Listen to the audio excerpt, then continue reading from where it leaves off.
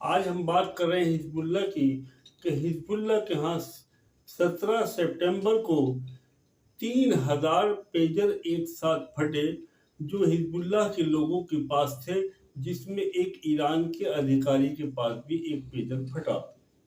ये पेजर कैसे फटे, इसकी एक लंबी दास्तान है कि ये पेजर का जो फटने का हथकंडा था वो इजराइल का था। हिजबुल्लाह पहले मोबाइल का इस्तेमाल करता था और मोबाइल के वजह से हिजबुल्लाह को कई जगह मात खानी पड़ी इजराइल के द्वारा। इजराइल उसको हैक कर लेता था, उसको जो है मोबाइल के जरिए वो उसके लोगों तक पहुंचने लगा था। जब हिजबुल्लाह परेशान हो गया तो हिजबुल्लाह ने पेजर का इस्तेमाल किया, और पेजर हमारे यहाँ हिंदुस्तान में भी मोबाइल के आने से पहले पेजर एक मैसेज का काम करता है। इसमें छोटे बड़े मैसेज भेजे जाते हैं, और ये पेजर किसी भी टावरों से इसका कोई कनेक्शन नहीं होता। ये एक रेडियो की तरह होता है, और इसका किसी से कोई संबंध नहीं है। इसको हैक नहीं किया जा सकता, इसको किसी तरह से इसकी लोकेशन नहीं ली जा सकती। तो ये बहुत दिनों से इसका इस्तेमाल हिजबुल्लाह कर रहा था। जब इस बात की पता इजराइल को चली तो इजराइल ने इसको किस तरह से अपने पेजर वहां हिजबुल्लाह के लोगों तक पहुंचाया जाए, ये इसने प्लानिंग चली। यानी अपोलो गोल्ड नाम से कंपनी थी, जो मोतबर कंपनी थी जिसपे हिजबुल्लाह भरोसा करता था, उससे हिजबुल्लाह पेजर लेकर इस्तेमाल कर रहा था। अब अपोलो गोल्ड कंपनी बिल्कुल स्वतंत्र कंपनी थी, उसका किसी से कोई मतलब नहीं, दुनिया की एक मशहूर कंपनी है। लेकिन इजराइल ने किसी भी हथकंडे से उससे अपनी पार्टनरशिप करी और एक नई कंपनी बनाकर, अपना माल बनाकर, और उसके ऊपर मोहर अपोलो गोल्ड की लगवाई, और 3000 पेजर जो है वो उसके अंदर एक ऐसी बैटरी 30 ग्राम की ऐसी बैटरी लगा दी जो टाइम बम का काम करे, और ये 3000 पेजर जो है वो हिजबुल्लाह के पास सप्लाई हो गए। हिजबुल्लाह के पास सप्लाई हो गए, लेकिन इजराइल की प्लानिंग ये थी कि तमाम 3000 नहीं बल्कि लगातार पेजर इस तरह से पहुंचते रहे, और हजारों की लाखों की तादाद में जब पेजर पहुंच जाए हिजबुल्लाह के लोगों के पास में, तब धमाका किया जाए। लेकिन हिजबुल्लाह बहुत चालाक इंसान है। हिजबुल्लाह को इन पेजरों पर शक होने लगा, और जब शक होने लगा तो उसने अपने साथियों से कहा कि मुझे कुछ गड़बड़ मालूम होती है। उन्होंने अपने सीनियर से बात करी, हिजबुल्लाह ने सीनियर जो अफसर था उससे कहा कि इसमें कुछ न कुछ गड़बड़ है, और इसको देखो। तो पता ये चला कि जिस अफसर से हिजबुल्लाह बात कर रहा था वो अफसर मोसाद का एजेंट निकला, यानी इजराइल का एजेंट निकला, और ये बात लीक होकर इजराइल तक पहुंच गई। यानी ये आगे चल के बहुत बड़ा धमाका होना था, लेकिन उसने बतलाया, जो उसका मुखबर था, एजेंट था, जो हिजबुल्लाह के पास रहता था, कि हिजबुल्लाह को पता चल चुका है, जो करना है बहुत जल्दी करो। तो इसी वजह से 17 सितंबर को इजराइल ने उन तमाम पेजरों को और वॉकी टॉकी को जो है फाड़ दिया। उस वक्त में लगभग 2800 लोगों के पास में ये पेजर मौजूद थे। 200 लोग ऐसे थे जो अपना किसी अलग जगह रखकर अपने किसी काम से नहाने धोने इस तरह से गए थे। केवल वो 200 लोग बच पाए, बाकी 2800 लोग की हालत न जीने की थी न मरने की थी। जिन्होंने जहां रखा हुआ था वहीं शरीर के उसी हिस्से में ब्लास्ट हुआ।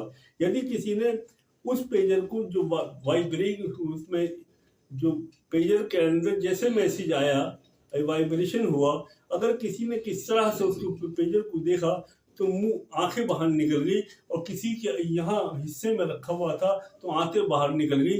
यानी लोग इतनी बुरी तरह से जख्मी हुए कि हिजबुल्लाह के लोग इतनी बुरी तरह से जख्मी हुए कि पूरे ये अस्पताल के अस्पताल भरने लगे, और इतनी बुरी हालत हो गई कि चारों तरफ से शोरगुल मच गया और हाहाकार मच गई।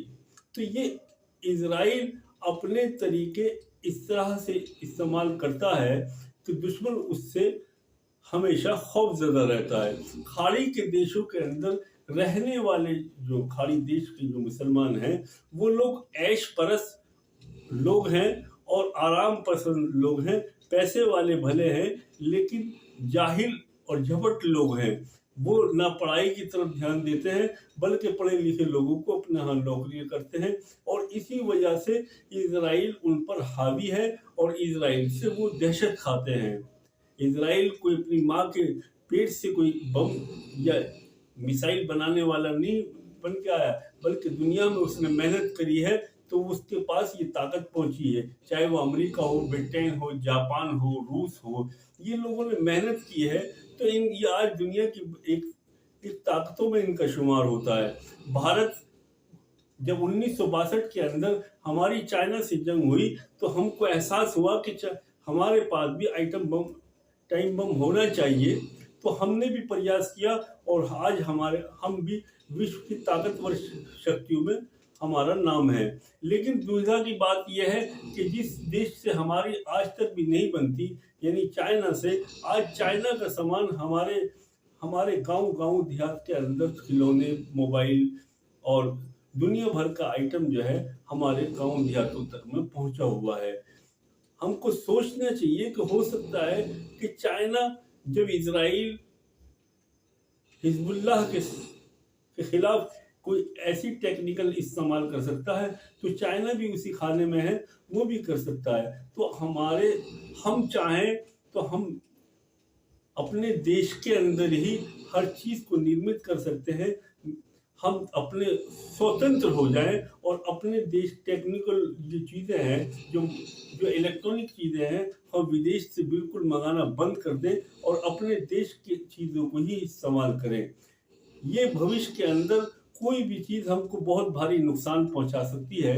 चाइना से हमारे संबंध कभी अच्छे थे न अच्छे रहेंगे, और चाइना हमारे एक मार्केट के दुकानों के अंदर छाया हुआ है। तमाम 80 से 90% हमारे नौजवान, बूढ़े, बच्चे, महिलाएं चाइना का सामान इस्तेमाल करती हैं।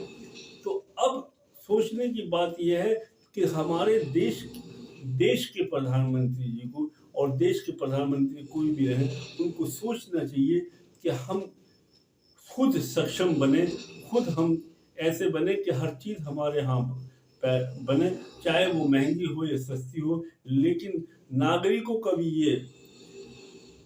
नागरिक जो भारत के नागरिक हैं उनको भी चाहिए कि वो देश की बनी हुई चीज़ों का इस्तेमाल करें, ताकि हम भविष्य में किसी देश से किसी प्रकार का हमको नुकसान न पहुंचे।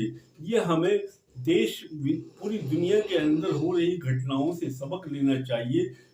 और एक छोटा सा देश इजराइल आज लगभग 20 देशों पर भारी है। उसकी वजह क्या है कि वो सक्षम है, टेक्नोलॉजी के अंदर सक्षम है, विज्ञान के अंदर सक्षम है।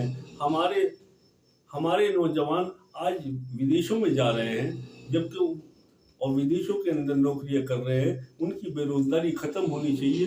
वो अपना तमाम जितना भी उनके पास शक्ति है, उनके पास जितना ज्ञान है, वो भारत के विकास के ऊपर लगाएं। ऐसी सरकार की प्राथमिकता होनी चाहिए कि नौजवान जो भारत की रीढ़ की हड्डी है वो भटक न जाए, और भारत एक उज्जवल भारत होकर पूरे विश्व के अंदर इसका डंका बजे, और हमें किसी भी बाहरी देशों से कोई वस्तु लेने की आवश्यकता ना पड़े। दोस्तों, ये वीडियो आपको मेरी अच्छी लगी हो तो प्लीज़ सब्सक्राइब करें, चैनल को सब्सक्राइब करें, बेल आइकन दबाएं और दोस्तों में शेयर करें और कमेंट्स करें। जय हिंद, जय भारत।